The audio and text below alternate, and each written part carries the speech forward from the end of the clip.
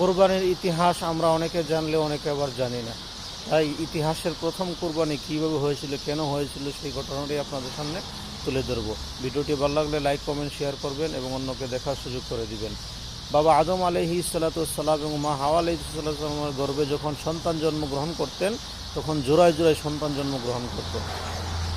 এরই সুবাদে হাওয়া আলাইহিস সালামের গর্ভে যখন সন্তান প্রথম জোড়া হাবিল জন্মগ্রহণ করেন, তার সাথে যে বোন সে ছিল কালো, এবং কাবিল জন্মগ্রহণ করেন, তখন তার সাথে যে বোনটা জন্মগ্রহণ ছিল সে ছিল অত্যন্ত সুন্দরী।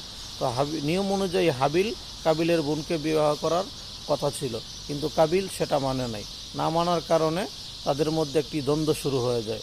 হযরত আদম আলাইহিস সালাম তাদেরকে অনেক বোঝানোর চেষ্টা করেন। অনেকবার চেষ্টা করার পরে যখন ব্যর্থ হন, তখন তাদেরকে বলা হয়, তোমরা উভয়জনই কুরবানি করো, যার কুরবানিটা কবুল হবে আল্লাহ তাআলার দরবারে সেই সুন্দরী বোনকে বিবাহ করতে পারবে। সেই কথা অনুযায়ী হযরত আদম আলাইহিস সালামের সন্তান হাবিল এবং কাবিল কুরবানি করেন। হাবিল অত্যন্ত অনেক সুন্দর একটি দুম্বা কুরবানি করেন, যেটা আল্লাহ তাআলার দরবারে কবুল হয়ে গিয়েছিল, এবং কাবিল কিছু শস্য কুরবানি করেন, সেটি আল্লাহ দরবারে কবুল হয় নাই। আর কবুল হওয়ার জন্য তখনকার যে নিয়ম ছিল, আসমান থেকে আগুন এসে এটিকে পুড়িয়ে ফেলতো। তো হাবিলের কুরবানিটা কবুল হয়েছিল, কাবিলটি হয় নাই।